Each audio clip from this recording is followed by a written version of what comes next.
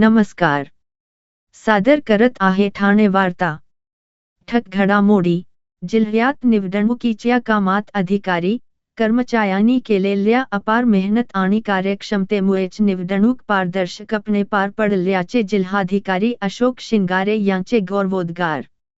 लाखोंनी मतं वाढलेल्या सगळ्या संशयास्पद प्रकरणांवर पराभूत उमेदवारांनी सर्वोच्च न्यायालयात जावे. आमदार जितेंद्र आव्हाड यांचे आवाहन. मुंबई विद्यापीठाच्या ठाणे उपकेंद्रात शिक्षण घेणाऱ्या विद्यार्थिनींची सुरक्षितता वायावर. आपण पाहत आहात श्री स्थानक वाहिनी, ठाणे जिल्ह्याचं मुख्य व्यासपीठ. ठाणे वार्ता पहा श्री स्थानक वाहिनीवर. आता सकाळी 9:15 पासून रात्री 9:15 पर्यंत ठाणे वार्ता, ठाण्यातील पहिलं दृकश्राव्य माध्यम. ठाणे वार्ता आणि श्री स्थानक वाहिनीचं लाईव्ह स्ट्रीमिंग. ठाणेवार्ता.com वरील लाईव्ह स्ट्रीमवर क्लिक करा आणि अगदी मोबाईलवरही ठाणे वार्ता श्री स्थानक वाहिनीचा आनंद लुटा. यासाठी आमचं ॲप डाउनलोड करा. ठाणे वार्ता पहा श्री स्थानक वाहिनीवर. आता सकाळी 9:15 पासून रात्री 9:15 पर्यंत ठाणे वार्ता, ठाण्यातील पहिलं दृकश्राव्य माध्यम. आपण पाहत आहात श्री स्थानक वाहिनी, ठाणे जिल्ह्याचं मुख्य व्यासपीठ. विधानसभा सार्वत्रिक निवडणुकीत ठाणे जिल्ह्यातील निवडणुकीच्या कामातील सर्वच अधिकारी, कर्मचाऱ्यांनी अतिशय उत्कृष्टपणे कामे केली.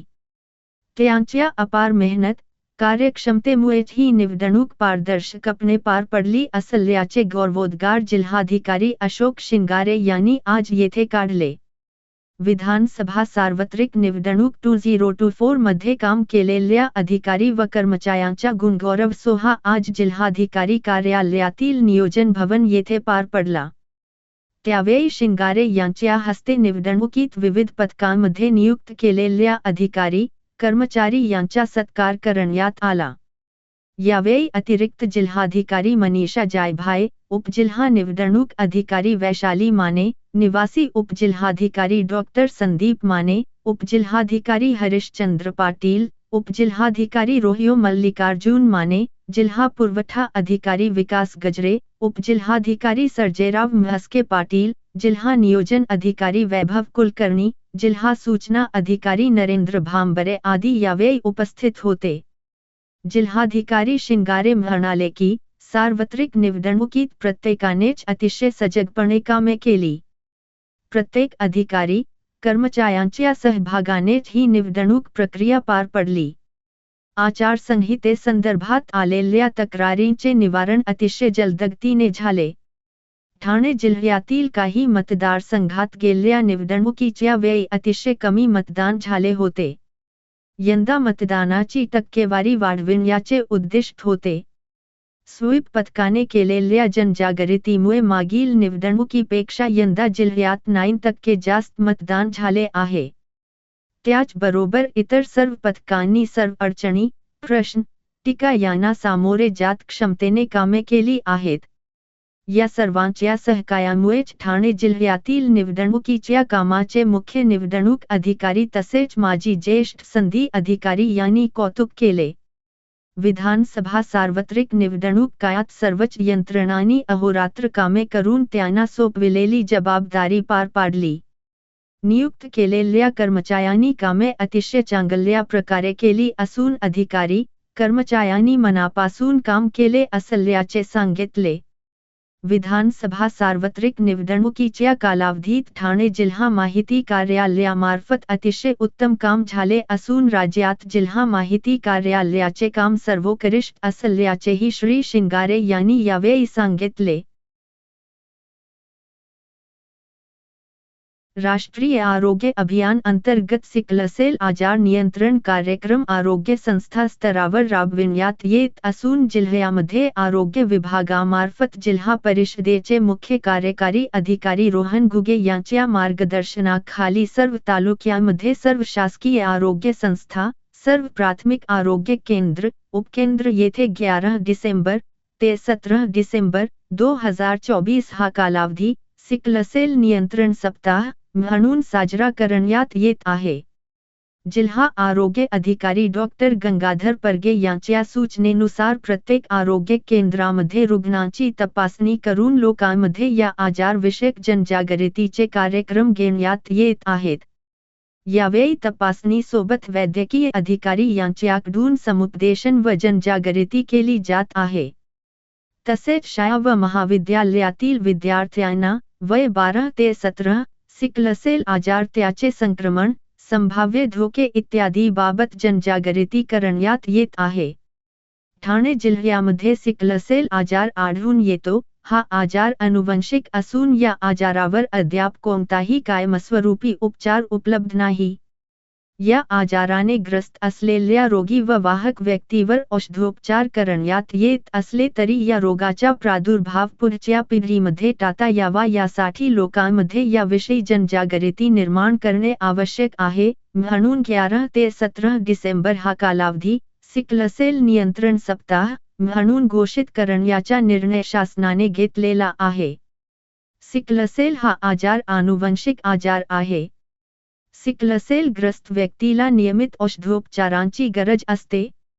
सिकलसेल वाहक व्यक्ती बाह्यतः निरोगी दिसते, परंतु असे रुग्ण समाजात रुग्णांची संख्या वाढविण्यास कारणीभूत ठरू शकतात। म्हणून सर्वांनी जागरूक राहून सिकलसेल आजार संदर्भात काळजी घेतली पाहिजे, असे आवाहन आरोग्य विभागाच्या वतीने करण्यात येत आहे।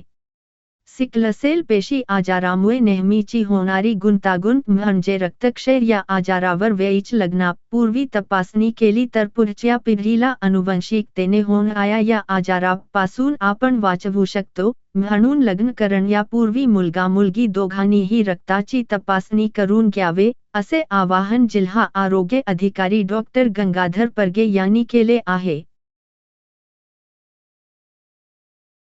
महाराष्ट्रात मतमोजणीमध्ये झालेला घोटाळा कुठल्याही माणसाच्या नजरेतून सुटत नाही। 5 नंतर काही तासात 13% मतदान वाढले कसे, ते दाखवा। मी महाराष्ट्रातील उमेदवारांना आवाहन करेल, सगळ्यांनी मिळून कोर्टात जा, असं आवाहन आमदार जितेंद्र आव्हाड यांनी केलं आहे। आम्हाला अभ्यास करायला लावला आहे तेव्हा सगळाच अभ्यास केला पाहिजे। महाराष्ट्रामध्ये 143 केंद्र आहेत ज्यात मतं वाढली आहेत, लाखोनी मतं वाढली आहेत, ती कशी वाढली? या सगळ्या संशयास्पद प्रकरणावर पराभूत उमेदवारांनी सर्वोच्च न्यायालयात जावे। आम्ही निवडणुकीच्या आधी नजरेत आणून दिलं होत की काही मतदारसंघात मतदार कमी करत आहेत तर काही वाढवले जात आहेत। निवडणूक आयोगाची कीव यावी की निवडणूक प्रक्रिया व्यवस्थित घेता येत नाही। व्यवस्थित अभ्यास करून आम्ही पेपरवर आणलं आहे। शेजारी असणाऱ्या 2 मतदारसंघातील उमेदवारांचा पराभव सारख्याच फरकाने होतो, ही कसली जादू आहे? असं जर कोणी बोलत असेल की जितेंद्र आव्हाड आज का बोलतात, तर मी 2014 पासून बोलत आहे। 17 फॉर्म याच्यावर केंद्र अध्यक्षाची सही असते, मग 17 फॉर्म आणि मतदानात तफावत येते कशी? महाराष्ट्रातल्या उमेदवारांना अवगत करण्यासाठी हे दिलं आहे। मला निवडून आल्यामुळे 17 मागता येत नाही, नाहीतर मीच गेलो असतो। अमेरिका सारख्या राष्ट्रांनी ईव्हीएमवर शंका व्यक्त केली। अमेरिका सारखं राष्ट्र म्हणत ईव्हीएम मध्ये घोटाळा होऊ शकतो तर निवडणूक अधिकारी हो म्हणाले, असं सांगत देशाची लोकशाही अशीच आलेली नाही, असंही आमदार जितेंद्र आव्हाड यांनी सांगितले। मुंबई विद्यापीठाच्या ठाणे उपकेंद्राच्या परिसरात विद्यापीठाचे विधी अभ्यासक्रमाचे शिक्षण घेणाऱ्या 3 विद्यार्थिनींना अनेक दिवस बलात्काराच्या धमक्या तसेच अश्लील मजकूर असलेली पत्रे त्यांच्या वर्गखोलीत व बॅगेत आढळून येत होती। 5 डिसेंबर रोजी या सर्व प्रकाराबाबत संबंधित विद्यार्थिनींनी ठाणे उपकेंद्राचे प्रमुख यांच्याकडे तक्रार केली असता केंद्र प्रमुख लेखी तक्रार घ्यायला तयार नव्हते। याबाबत विद्यार्थिनींचे पालक उपकेंद्राच्या प्रमुखांना जाऊन भेटले, तसेच त्यांनी स्थानिक पोलीस स्थानकात फक्त जबाब नोंदवण्यात आला। यावेळी देखील उपकेंद्र प्रमुख अथवा कोणी प्राध्यापक विद्यार्थिनींसोबत उपस्थित नव्हते। प्रकरणाचे गांभीर्य लक्षात घेऊन पोलीस व विद्यापीठातील वरिष्ठ अधिकाऱ्यांनी तात्काळ कारवाई करणे अपेक्षित होते। याउलट उपकेंद्र प्रमुख विद्यार्थिनींवर दबाव टाकत असून सदर प्रकरण मिटवू पाहत आहेत. यामुळे उपकेंद्राच्या परिसरात भीतीचे वातावरण निर्माण झाले आहे, अशी तक्रार अभाविप ठाणे शाखेकडे केली गेली आहे. या घटनेला 7 दिवस होऊन गेले असता यावर ठोस कारवाई केल्याचे दिसून येत नाही. मुंबई विद्यापीठासारख्या ठिकाणी अशा पद्धतीचे घृणास्पद व निंदनीय प्रकार घडतात ही गोष्ट अतिशय लज्जास्पद आहे. विद्यापीठाच्या लेखी विद्यार्थ्यांना किती किंमत आहे हे यातून दिसून येते. यामध्ये काही पालक विद्यार्थिनीचे प्रवेश रद्द करत असून यामुळे विद्यार्थिनींचे शैक्षणिक नुकसान होणार आहे. काल दिनांक 12 डिसेंबरपर्यंत विद्यापीठाच्या वरिष्ठ अधिकाऱ्यांना देखील या प्रकाराबाबत कुठलीही माहिती नव्हती.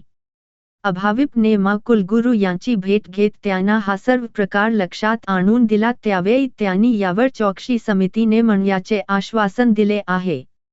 या सर्व प्रकारामुळे विद्यार्थिनींमध्ये प्रचंड भीतीचे वातावरण असून विद्यापीठाने सर्व विद्यार्थिनींना विश्वासात घेणे आवश्यक आहे. या प्रकाराचे गांभीर्य लक्षात घेऊन याची उच्चस्तरीय चौकशी होऊन दोषींवर कठोर कारवाई व्हायला हवी.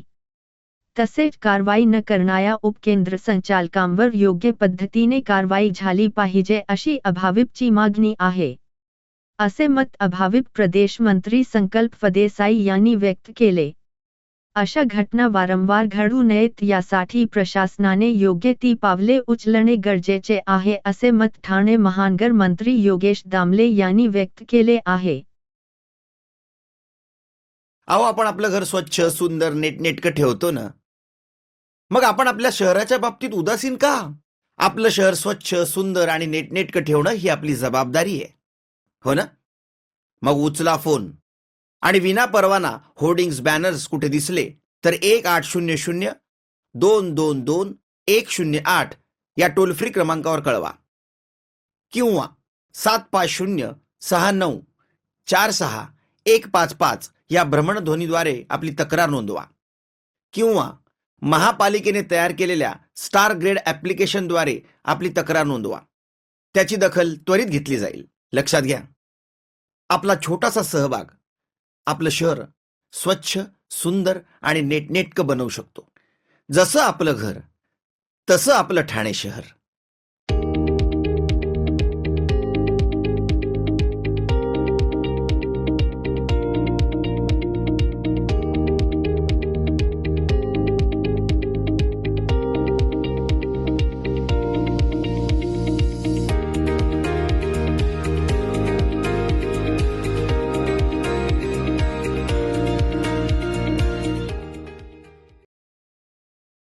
कल्याण कोसेवाडी परिसरातील फ्लिपकार्ट हबमधून मोबाईल, लॅपटॉप आणि लाखोंचे इतर महागड्या वस्तूंची चोरी करणाऱ्या टोळीला कल्याण गुन्हे शाखेने जेरबंद केले आहे.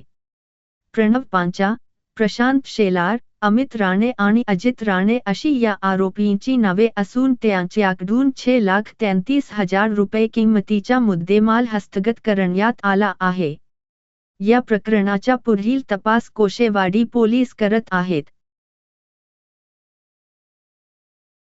भिवंडी तालुक्यातील ग्रामीण भागातील जानवल गावाच्या हद्दीत बिबट्याचा वावर दिसून आला आहे. त्यामुळे या परिसरात भीतीचे वातावरण पसरले आहे. सदर बिबट्याला पकडण्यासाठी वन विभागाच्या पडघा वनक्षेत्राचे अधिकारी व वनपाल जानवल गावात दाखल झाले आहेत. बिबट्याला पकडण्यासाठी वन विभागाच्या वतीने सापळा लावण्यात आला आहे. कल्याण डोंबिवली महापालिकेच्या टिटवाळा येथील रुक्मिणी प्लाझा या प्रसूतिगृहात एका महिलेची प्रसूती झाल्यावर तिची प्रकृती गंभीर असल्याने तिला पुढील उपचारासाठी मुंबईला हलविण्याकरिता रुग्णवाहिका हवी होती.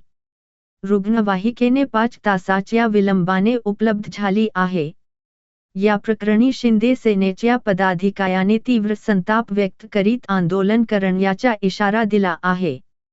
महापालिकेच्या टिटवाळा येथील प्रसूतिगृहात प्रसूतीसाठी वैदेही मुंडे दाखल झाल्या होत्या. त्यांची प्रसूती झाली. त्यांनी एका बाळाला जन्म दिला. त्यांच्या बायाची प्रकृती ठीक नसल्याने बायाला उपचारासाठी महापालिकेच्या डोंबिवलीतील शास्त्रीनगर रुग्णालयात हलविण्यात आले. मात्र बायाची आई वैदेही यांचीही प्रकृती ठीक नसल्याने तिला मुंबईतील रुग्णालयात हलविणे गरजेचे होते. त्यासाठी रुग्णवाहिका नव्हती. त्यामुळे तिला 5 तासानंतर रुग्णवाहिका उपलब्ध झाली. त्याचबरोबर याच रुग्णालयात प्रसूतीसाठी आलेल्या चैताली भंडारे यांची प्रसूती करण्यात डॉक्टरांनी विलंब केल्याचा आरोप करण्यात आला आहे. त्यांना डॉक्टरांनी शस्त्रक्रिया करून प्रसूतीचा सल्ला दिला होता. त्यासाठी तयार नसल्याने प्रसूती उशिराने शस्त्रक्रियेद्वारे करण्यात आल्याचे डॉक्टरांनी स्पष्ट केले. हा प्रकार कथाच शिंदे सेनेचे पदाधिकारी विजय देशेकर यांनी महापालिकेच्या आरोग्य सेवेचा गलथान कारभार आहे. रुग्णवाहिका 5 तासानंतर उपलब्ध झाली. त्या महिलेच्या जीवाला दगा फटका होऊ शकला असता. महापालिकेने आरोग्य सेवा वेळीच सुधारली नाही तर आंदोलन करण्याचे देशेकर यांनी महापालिका प्रशासनाला सांगितले आहे. आपण वेळेत रुग्णवाहिका उपलब्ध करून दिली आहे तसेच मनपाकडून नवीन रुग्णवाहिका खरेदी करण्याचा प्रस्ताव ठेवण्यात आला असल्याचे केडीएमसी उपायुक्त गणेश बोरकर यांनी सांगितले आहे. दिनांक 14 डिसेंबर रोजी मध्यरात्री 1 वाजता पिसे विद्युत उपकेंद्रातील मुख्य ट्रान्सफॉर्मर 1 च्या बी फेज करंट ट्रान्सफॉर्मरमध्ये अचानक बिघाड झाल्यामुळे उदंचन केंद्र पिसे येथील एकूण कार्यरत 20 पंपांपैकी 6 पंप बंद झाले.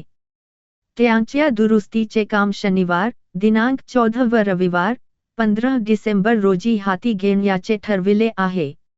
या तातडीच्या दुरुस्ती कामामुळे दिनांक 14 ते दिनांक 15 डिसेंबर या कालावधीत बृहन्मुंबई महानगरपालिकेतर्फे ठाणे महानगरपालिकेस होणाऱ्या पाणी पुरवठ्यात 15% कपात करण्यात येणार आहे. यामुळे रविवार 15 डिसेंबरपर्यंत ठामपा क्षेत्रातील नौपाडा, पाचपाखाडी, बी, केबिन, महागिरी, कोपरी, आनंदनगर, गांधीनगर, हाजुरी, किसननगर, लुईसवाडी, अंबिकानगर या भागातील पाणी पुरवठा कमी होईल.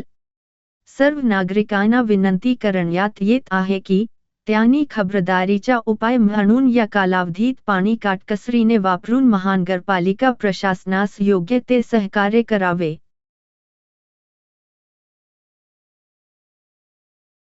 जल जीवन मिशन कार्यक्रमाचे गावपातळीवर प्रभावी अंमलबजावणीसाठी ग्रामपंचायत स्तरावरील पाणी पुरवठा योजनेचे संचालन, देखभाल व दुरुस्ती आणि सुयोग्य व्यवस्थापन विषयक गावपातळीवरील भागधारकांचे प्रशिक्षण 16 डिसेंबर ते 9 जानेवारी 2025 या कालावधीत आयोजित करण्यात आले आहे. Himalaya institute for environment ecology and development, संस्था डेहराडून, उत्तराखंड यांच्यामार्फत 1970 प्रशिक्षणार्थींना प्रशिक्षण देण्यात येणार आहे. ग्रामीण भागातील पाणी प्रश्न सोडवण्यासाठी प्रशिक्षण तांत्रिकदृष्ट्या उत्तम नियोजन करणे आवश्यक असल्याबाबत जिल्हा परिषदेचे मुख्य कार्यकारी अधिकारी रोहन घुगे यांनी मार्गदर्शन केले आहे. जल जीवन मिशन अंतर्गत ग्रामपंचायत स्तरावरील पाणी पुरवठा योजनेचे संचालन, देखभाल व दुरुस्ती आणि सुयोग्य व्यवस्थापन यासाठी भागधारकांचा सहभाग, तसेच गावपातळीवर पाणी विषयक समस्या वेळेत सोडवण्याच्या उद्देशाने जल जीवन मिशन विभागामार्फत प्रशिक्षणाचे नियोजन करण्यात येत आहे. ग्राम पाणी पुरवठा व स्वच्छता समितीचे अध्यक्ष, समितीचे सचिव, पाणी पुरवठा कर्मचारी, जल सुरक्षक, ग्राम पाणी पुरवठा व स्वच्छता समितीचे किंवा पाणी पुरवठा योजनेच्या देखभाल व दुरुस्तीसाठी निवड केली असल्यास त्या संस्थेचे जसे स्वयंसहाय्यता, महिला बचत गट, प्राथमिक कृषी सहकारी पतसंस्था व निवडलेल्या अन्य संस्थेतील महिला सदस्य तसेच सर्व अधिकारी व कर्मचारी यांचा सहभाग या प्रशिक्षणात असणार आहे. या प्रशिक्षणासाठी मुरबाड, शहापूर, भिवंडी, कल्याण, अंबरनाथ असे जिल्ह्यातील एकूण 1970 प्रशिक्षणार्थींचे प्रशिक्षण होणार असल्याबाबतची माहिती प्रकल्प संचालक, जलजीवन मिशन, प्रमोद काय यांनी दिली आहे. महाराष्ट्रातील भगिनींना आधार देणारी राज्य शासनाची मुख्यमंत्री माझी लाडकी बहीण योजना या योजनेअंतर्गत अल्प उत्पन्न गटातील 21 ते 65 वयोगटाच्या भगिनींना मिळणार दरमहा 1500 रुपयांची मदत. अर्ज करण्यासाठी 31 ऑगस्ट 2024 पर्यंत मुदतवाढ. कुटुंबाचं वार्षिक उत्पन्न 2.5 लाख रुपयांपेक्षा कमी असलेल्या महिला पात्र. कुटुंबाकडे पिवळं किंवा केशरी रेशन कार्ड असल्यास उत्पन्नाचा दाखला आवश्यक नाही. पांढरं रेशन कार्ड असेल किंवा रेशन कार्ड नसेल तर कुटुंबाचं वार्षिक उत्पन्न 2.5 लाखांपेक्षा कमी असल्याचा दाखला आवश्यक.